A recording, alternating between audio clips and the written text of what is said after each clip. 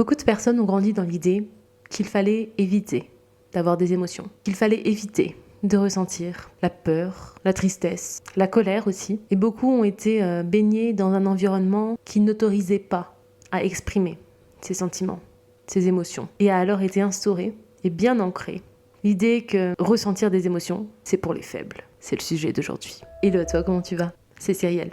Et bienvenue dans ce podcast, Une pensée à voix haute.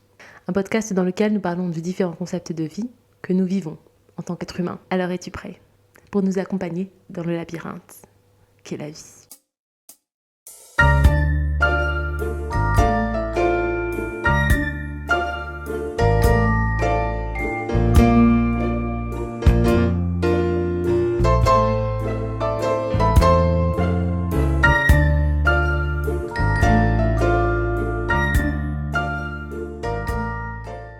Ok, avant de commencer cet épisode, je tiens à m'excuser d'avance de la qualité du son qui, tu vas le voir en fin de vidéo, n'est pas des plus optimales. Merci d'avance pour ta compréhension. Bon épisode. Il faut garder la tête haute, il ne faut surtout pas pleurer. Arrête de rechigner, arrête de faire ta chochotte. Pourquoi tu pleures ? Tu es une fille, sale fillette. Donc on va grandir dans cette idée que ressentir des émotions négatives, ça ne nous permettait pas d'avancer. Pour avancer, il faut éviter de ressentir des émotions négatives. Évidemment, tout ça, ça a été inculqué de par ce que l'on voit depuis qu'on est petit, à la maison, dans notre environnement familial, comment ça se passe, comment les gens interagissent entre eux, comment les gens gèrent leurs propres émotions. Est-ce que eux-mêmes les évitent ? Est-ce que eux-mêmes les travaillent ? Comment ils gèrent les conflits de manière générale ? Et pour l'enfant, sache qu'il apprend plus par imitation que par ce qu'il entend. C'est-à-dire qu'il va plus avoir tendance à faire ce que tu fais que ce que tu dis qu'il ne faut pas faire, ou ce que tu dis qu'il faut faire. Même si ça va compter, bien sûr. Parce que pour l'enfant, le parent, en tout cas l'adulte, la personne qui est plus âgée, la personne qui va l'éduquer, pour lui, elle a totalement raison dans ce qu'elle fait. Pour lui, c'est vraiment l'exemple à suivre, quoi. Vraiment, l'enfant veut copier l'adulte. Combien de fois on a essayé les chaussures de nos parents, on veut regarder aussi la télé parce que les parents eux-mêmes regardent la télé. Enfin bref, l'enfant va fortement être influencé par les comportements et par les paroles de son entourage et de l'environnement dans lequel il grandit. Et plus il expérimente des situations similaires, plus ça va renforcer les croyances qu'il crée à ce moment-là. Les principes de vie, sa représentation du monde, sa représentation de l'autre va être confirmée, va être renforcée par ce qu'il voit et par ce qu'il comprend qui est bien ou mal par rapport à ce qu'il voit. Et même l'adolescent qui peut entendre sans cesse par sa maman, par exemple, qu'il faut pas pleurer, qu'il faut être fort, ah mais t'es un garçon, t'es censé être fort, tu es un homme ou pas. Et on va comme ça mettre une pression à l'enfant, et beaucoup d'enfants ne vont pas sentir qu'ils peuvent parler à leurs parents, tu vois. Ils ne se sentent pas assez à l'aise pour parler de leurs sentiments, de leurs émotions, de ce qui leur tracasse à leurs parents. Et il y a aussi le fait que l'enfant ne veuille pas forcément non plus inquiéter les parents. Si l'enfant va encore une fois voir sa mère stressée, il va pas vouloir la stresser encore plus, tu vois. Donc il va peut-être pas non plus vouloir l'inquiéter, donc il ne va pas exprimer ses tracas, ses préoccupations, il va éviter de parler de ses émotions dans le cadre familial. Et ça, c'est pas forcément la meilleure des choses. Bon, on le sait bien, le tout c'est pas de se blâmer, c'est pas de dire c'est la faute des parents, pas du tout.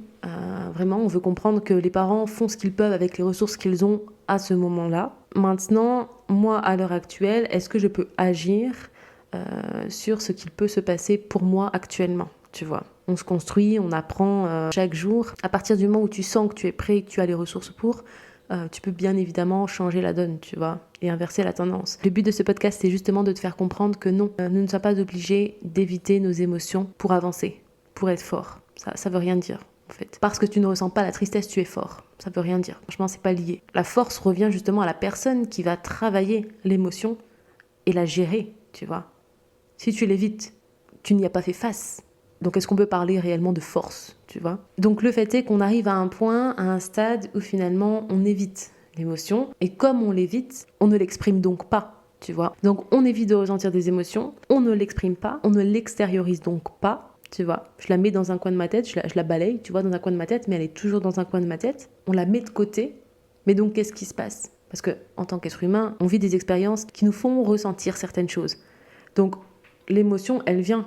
Mais c'est juste que directement, quand elle vient, on la met de côté. Qu'est-ce qui se passe au fur et à mesure du temps ? Au fur et à mesure qu'on la mette de côté, elle s'entasse, tu vois.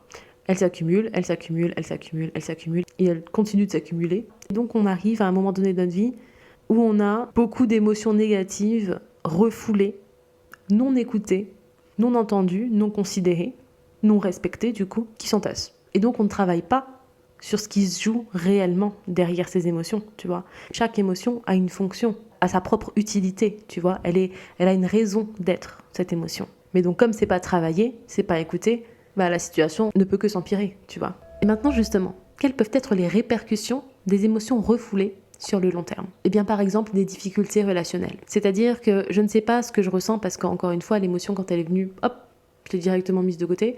Au fur et à mesure qu'elle s'accumule, elle est refoulée. Donc elle se transforme en quelque chose qui n'a pas été travaillé, qui n'a pas été vu, considéré, a été mis de côté. Donc on ne peut pas savoir ce qui se passe réellement, on ne peut pas savoir ce qui se joue réellement derrière cette émotion, tu vois. Parce qu'on n'a pas donné l'opportunité finalement que cette émotion soit entendue. Et donc comme moi je ne sais pas ce que je ressens, je vais communiquer des choses à une autre personne qui va certainement pas comprendre ce que je veux dire. Parce que si je ne sais pas ce que je ressens, je ne peux pas communiquer bien par rapport à ce que je ressens, donc l'autre personne ne va pas comprendre. Tu vois, il risque d'avoir des malentendus et alors des conflits également. Dans la même dynamique, si je ne fais pas face à mes émotions, je ne peux pas faire face à l'émotion de l'autre, donc je peux manquer d'empathie. Comment ressentir ce que l'autre vit si moi-même, je ne m'autorise pas à vivre mes propres émotions? Et ça peut se manifester en bien d'autres choses. Si je refoule ce que je vis émotionnellement, je peux développer un grand vide, quoi. On sent quelque chose qui va pas, mais on sait pas ce que c'est. On n'arrive pas à poser des mots sur ce ressenti, tu vois. Et tu sais, lorsque le mental n'est pas entendu, le corps va se charger de délivrer le message sous une forme un petit peu différente, qui sont finalement les mots physiques, ce qu'on peut ressentir dans le corps, comme douleur, des maladies, des problèmes de sommeil également. Donc vraiment, c'est pas des blagues, hein. On veut agir sur ça, on veut comprendre ce qui se passe réellement, s'auto-observer pour prévenir toutes ces éventualités. Et de manière peut-être plus évidente, lorsque l'on refoule ses émotions, ça révèle une certaine immaturité émotionnelle, justement. Et ça, peu importe notre âge, hein. C'est très probable qu'une personne de 50 ans réagisse comme un enfant dans des situations peut-être conflictuelles parce qu'elle n'arrive pas à gérer justement ses émotions, tu vois. Et elle a peut-être grandi justement dans cette idée que les émotions, il faut les éviter. Et donc, ça peut amener la colère dans une situation qui n'est pas forcément adéquate par rapport à ce qui se passe réellement. Par exemple, une personne qui a un conflit avec ses enfants peut ignorer justement ce que la personne dit parce qu'on ne veut pas l'écouter, parce que justement, ça engendre en nous des émotions qu'on ne veut pas gérer, tu vois, qu'on ne veut pas affronter. Donc, on va juste ignorer la situation. Ça, c'est clairement de l'immaturité émotionnelle parce qu'on n'arrive pas à gérer ce qui est inconfortable pour nous dans cette situation-là, tu vois. Donc, c'est important, peu importe ton âge actuel, que tu t'auto-observes par rapport à la manière dont tu agis face à tes émotions pour pouvoir gérer au mieux. Mais on veut prioriser cela. C'est un travail quotidien qui au début est moins simple que par la suite, mais c'est normal parce qu'on a encore une fois pas pris l'habitude de gérer nos émotions. Donc c'est comme tout apprentissage. Au début, c'est un petit peu difficile, ou peut-être très difficile d'ailleurs, hein. Et puis au fur et à mesure, c'est plus facile, on arrive beaucoup plus à acquérir de nouveaux automatismes, de nouvelles habitudes. Mais en tout cas, on veut comprendre l'importance de la gestion des émotions. Plus les émotions s'accumulent, plus c'est difficile à gérer. Et encore une fois, on accumule, on accumule, on accumule. C'est un trop-plein qui va s'extérioriser, comme on a vu, soit par les problèmes physiques ou également par d'autres émotions qui sont pas forcément adéquates par rapport à la situation.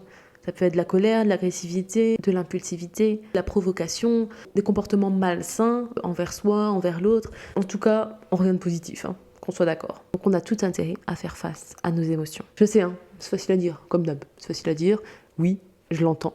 Mais quand c'est fait, et quand c'est appris, et quand c'est répété, on crée des automatismes, tu vas voir que c'est aussi facile de le dire que de le faire, tu vois. Ce qui se passe réellement, c'est qu'on associe l'émotion à la femme.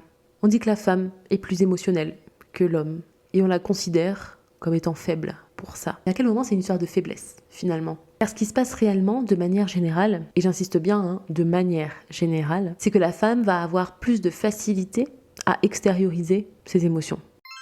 Oui, de manière générale, parce qu'il est important de comprendre que la différence dans l'expression des émotions selon le genre dépend de plusieurs facteurs. Des facteurs biologiques, des facteurs sociaux et également des facteurs culturels. Donc, il existe réellement une grande variabilité individuelle.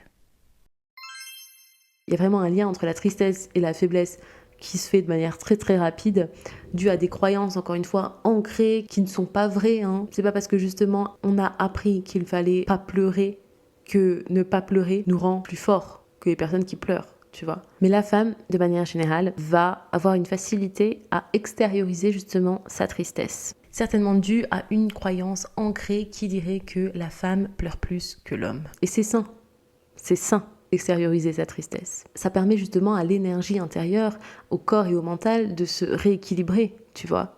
On veut justement évacuer, c'est un moyen d'évacuation de pleurer, tu vois. Donc déconstruisons enfin ces croyances tellement ancrées dans nos sociétés que l'émotion n'est pas bonne à vivre, tu vois. Et que les émotions sont réservées pour les femmes. Pas du tout. Mais pas du tout. L'être humain, homme ou femme, vit des émotions. Point.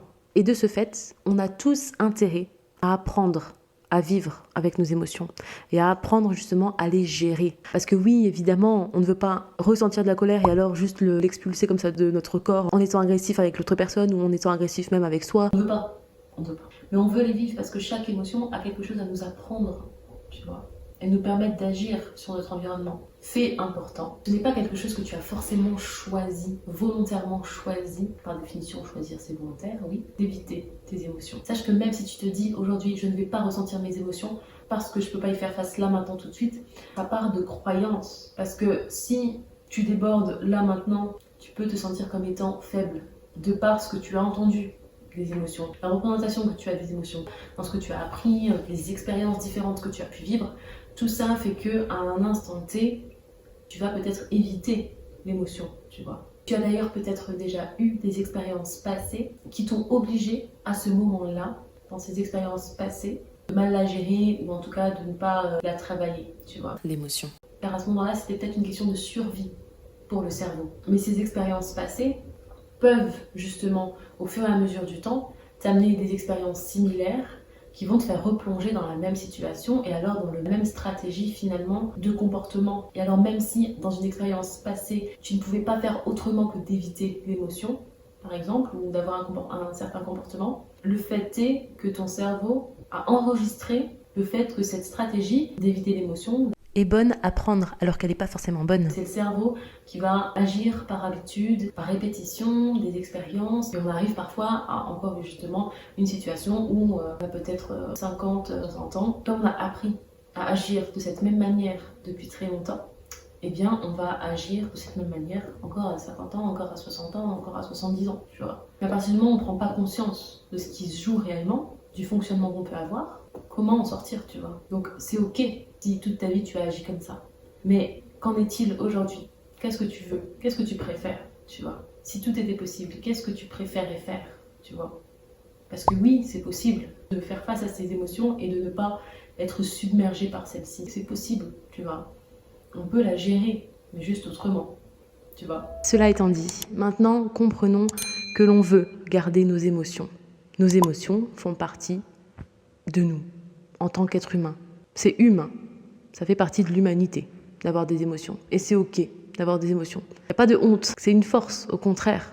Et c'est ce qui permet de vivre aussi une vie épanouie. Comment on peut vivre une vie épanouie si on ne comprend pas l'importance des émotions, la beauté de chaque émotion? Avoir l'émotion, c'est le signe de notre humanité. C'est ce qui fait de nous des êtres humains. Donc on veut les garder, tu vois. On a tout intérêt à les garder. Même si parfois elles sont difficiles à gérer, mais encore une fois, à partir du moment où tu commences ce travail de gestion d'émotions, c'est quelque chose que tu peux maîtriser, tu vois. Et je t'encourage justement à te faire accompagner pour savoir gérer tes émotions. Et j'ai envie de dire heureusement qu'elles sont là, ces émotions. Pourquoi heureusement? Car chaque émotion a une fonction. Et chaque émotion nous permet de comprendre quelque chose pour agir sur notre environnement. L'émotion est un signal d'alarme aussi. La joie révèle davantage ce qui nous tient à cœur, ce qui satisfait nos besoins. La tristesse encourage la compréhension et la réflexion par rapport à ce qui se passe à ce moment-là pour nous. Et ça indique également un besoin de soutien. Parce que oui, en tant qu'être humain, on a aussi besoin des autres, tu vois. On a aussi besoin de soutien social. Et ça non plus, c'est pas une faiblesse. La peur, qui résulte du fait que le cerveau perçoit une menace, un danger, qu'il nous indique par la peur, pour pouvoir agir sur notre environnement, de lutter ou de fuir. La peur grâce à laquelle on peut mobiliser toutes nos ressources pour justement agir de manière efficace et rapide par rapport à l'événement qui est rencontré, qui est dangereux d'ailleurs pour le cerveau. Donc on veut comprendre ce qu'il se passe à l'intérieur de nous-mêmes. En tant qu'être humain, on a tout intérêt à comprendre le fonctionnement de l'être humain. Et on a tout intérêt à comprendre aussi le fonctionnement de nos émotions. Pourquoi elles sont là, quand est-ce qu'elles sont déclenchées, qu'est-ce qu'elles émergent en nous, de quoi elles résultent, tu vois, et ce qu'on peut faire justement pour travailler ces émotions. Si tu as aimé cette vidéo, je te laisse la liker, la commenter, la partager, t'abonner si ce n'est pas déjà fait, et me suivre sur les réseaux sociaux pour ne manquer aucun épisode, pour que l'on puisse ensemble marcher dans ce labyrinthe qui est la vie. Ciao, ciao. Ciao, ciao. Ciao.